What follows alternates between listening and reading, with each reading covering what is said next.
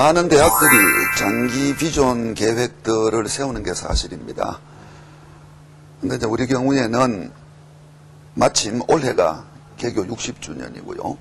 2017년이면은 개교 70주년이 되기 때문에 비전 2017 이렇게 붙여봤습니다.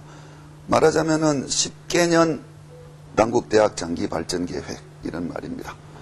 A+라고 붙인 것은 대학이니까 학점 제일 좋은 게 A+ 아닙니까? 그래서 A+라고 붙인 거고요. 다른 의미가 있는 것은 아니고, 한마디로 하면은 그 내용은 이렇습니다.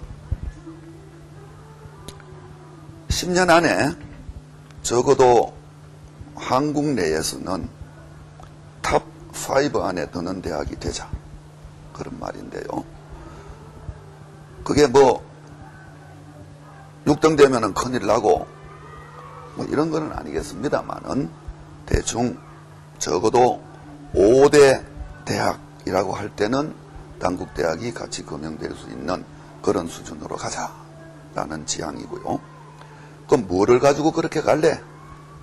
일정하게 특성화를 하지 않을 수 없습니다. 모든 분야에서 이렇게 얘기하는 거는 사실 실현 가능성이 낮은 거고요. 그래서 우리는 이렇게 나누어 봤습니다.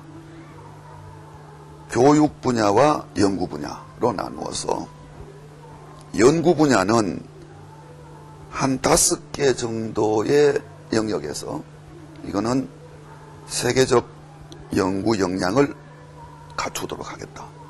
그러면은 그것을 베이스로 해서 연구 역량 면에서 국내로 치면은 탑 5 안에는 들지 않겠느냐, 이런 말입니다. 5개 정도의 세계적 연구 역량을 가진 분야를 집중 지원하겠다. 그럼 그 분야가 뭐냐라고 당장 묻게 되는데요.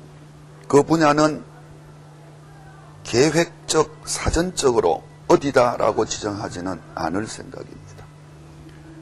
사후적으로, 다르게 말하면은 뭐 시장 원리에 의해서 라고도 할 수 있겠는데요.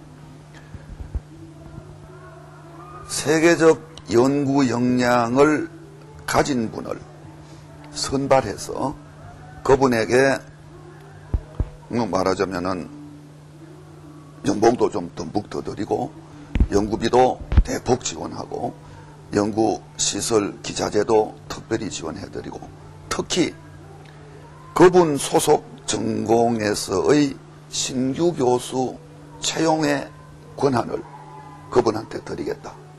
그러면은 그 전공은 그분을 중심으로 특화돼 갈 것이다, 이런 생각을 합니다.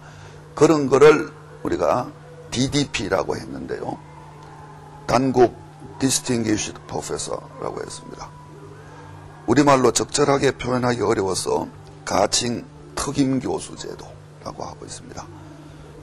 이 특임교수 제도가 내년부터 시행이 되는데요. 를 통해서 5개 정도 분야에서는 세계적인 연구 역량을 갖춘 대학으로 성장해 보겠다. 그 다음에 이제 연구 못지않은, 어떤 점에서는 대학의 경우에는 연구 이상으로 더 중요한 분야가 교육인데요. 교육은 또 나눈다면은 교양교육, 그리고 전공교육이 있지 않습니까? 교양교육은 대학 본부가 직할합니다. 그래서 직할해서 이번 학기부터, 이번 학기죠. 예, 이번 학기 올해부터 이미 개편된, 1차 개편된 교양교육 시행에 들어갔습니다. 10년 동안 계속 수정 보완해가면서 대학 본부가 직접 교양교육은 관장하겠다. 그렇게 해서, 글쎄요, 표현이 어떻게 이해될지는 모르겠습니다만은 저는 흔히 그렇게 얘기합니다. 단국 교양의 브랜드화를 한번 이루어보겠다, 이렇게 얘기를 했는데요. 그러면 그 단국 교양의 브랜드는 뭐가 특징이냐? 라고 묻지 않겠습니까? 그죠? 그거를 소통의 달인이라고 저는 얘기를 했습니다. 소통. 커뮤니케이션이죠. 영어의 커뮤니케이션보다 우리말의 소통이 좀 더 이 어감상 범위가 더 넓은 것 같습니다만은 소통의 달인이라는 것은 다른 사람의 마음을 얻을 수 있는 사람, 다른 사람의 마음을 얻을 수 있는 능력을 가진 사람, 전 그거를 교양인이라고 생각을 합니다. 그런 교양 교육 프로그램을 집중적으로 대학본부가 직접 관장하고, 전공교육은 이거는 다른 말로 하면은 다른 사람을 이롭게 할 수 있는 능력인 셈입니다. 내가 어떤 전문 지식을 가지고 뭐를 개발했다. 그거 딴 사람들이 쓰는 거 아닙니까? 그죠? 그 사람들의 삶이 윤택해지게 되는 그런 거죠. 교양이 다른 사람의 마음을 얻을 수 있는 능력이라면 전공은 다른 사람을 이롭게 할 수 있는 능력이다 라고 보는데요. 이 부분은 대학 본부가 직접 관장할 수가 없습니다. 각 전공 영역에서 교수님들이 관장하실 수밖에 없습니다. 따라서 대학 본부는 각 전공 영역에서 전공 교육이 진짜로 잘 이루어지고 있느냐를 수시로 모니터링하는 시스템을 구축할 수밖에 없고요. 그 시스템을 자체 전공교육 인정제도다라고 얘기를 했습니다. 그 자체 전공교육 인정제도를 통해서 전공교육이 충실하게 이루어질 수 있도록 하고, 대학본부가 직접 관장하는 소통의 달인을 만들기 위한 교양교육을 강화하고, 그게 크게 봐서 A 플러스 비전 2017의 핵심 내용입니다. 예, 몽골학과가 국내 최초이자 유일학과로 있습니다.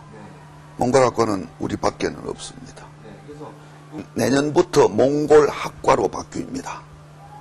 그것도 바로 그런 차원인데요. 언어를 배우는 목적이 언어 그 자체에 있지는 않잖아요. 그죠? 언어는 수단이고, 커뮤니케이션의 수단이고요.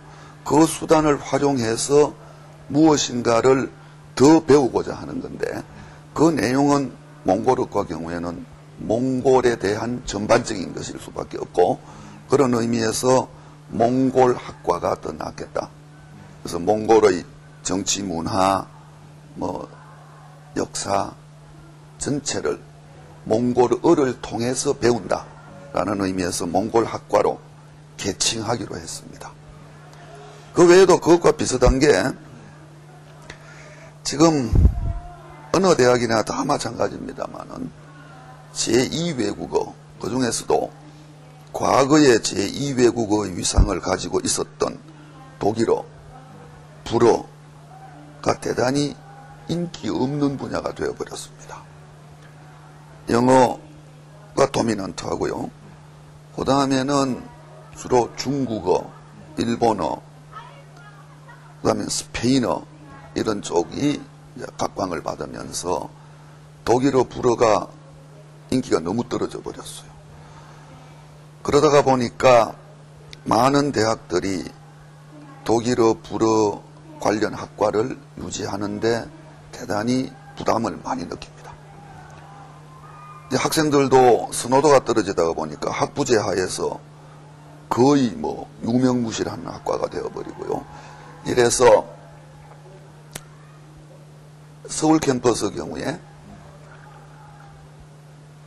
유로 통상학 연계전공 프로그램을 이번 학기부터 시작을 했습니다. 방금 말씀하신 것처럼 일종의 지역학입니다. 도고동문학이 아니고 이제 더 이상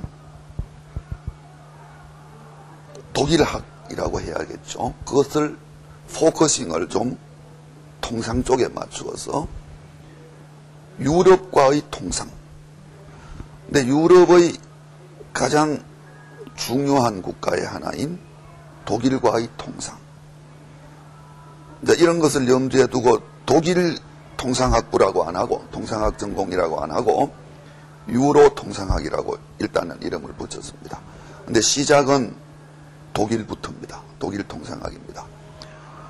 그래서 독일 통상학인데 유로 통상학이라고 이름은 되어 있고요. 유로 통상학 연계 전공 프로그램을 만들어서 여기서는 독일어 물론 배워야 되지만은 독일의 정치, 독일의 경제, 독일의 문화, 독일의 법, 특히 통상관계법 등등이 어떻게 되어 있는지를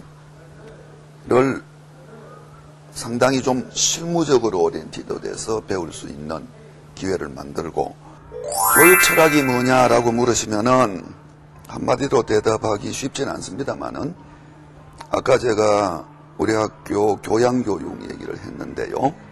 그게 어떤 점에서 굳이 말하자면은 제가 가진 교육 철학이라고 볼 수 있습니다. 교육이라는 게 사람을 키우는 건데 어떤 사람으로 키울 거냐 이거 아니겠습니까? 다른 사람에게 이익을 줄 수 있고 다른 사람에게 다른 사람의 마음을 얻을 수 있는 그런 사람으로 키우고 싶다라는 게 제 교육 철학이라면 교육 철학인데요. 그래서 전공교육과 교양교육이 균형 있게 돼야 된다 이런 말입니다. 자, 그러면 한번 볼까요? 더 얘기를 줄인다면은 다른 사람에게 이익을 주고 다른 사람의 거기다가 마음까지 얻고 그 사람은 사람들 사이에서 자연스럽게 리더가 되겠죠. 그런 의미라면 난 사실 개인적으로 리더라는 말은 별로 좋아하지 않습니다만은 내가 싫어하는 말 중에 하나가 이것도 교육 철학이라면 교육 철학입니다. Boys be ambitious. 청년이여 야망을 가져라 뭐 이런 건데요. 야망이 뭐냐에 따라서 다르긴 다릅니다. 근데 야망이 만약 나는 커서 대통령이 되겠다든지 옛날에 우리 어릴 때 너 커서 뭐 될래 이익을 주고 그 대가로 내가 살고 말입니다. 다른 사람의 마음을 얻어서 리더가 될 수 있는 사람이 되라. 그거를 제가 다른 말로는 요즘 이제 유행어 중에 하나로 유비쿼터스형 인재다 라고 표현을 해봤는데요. 유비쿼터스라는 게 그런 거 아닙니까? 언제 어디서나 누구하고도 접속할 수 있는 이런 말이죠. 그죠? 그게 다른 말로 하면 소통의 달인입니다. 언제 어떤 시츄에이션에서도 가장 적절하게 행위할 수 있는 사람. 그런 사람이죠. 그게 소통의 달인이죠. 그런 사람들로 내가 교육계에 있으니까 키우고 싶다. 우리 학생들을.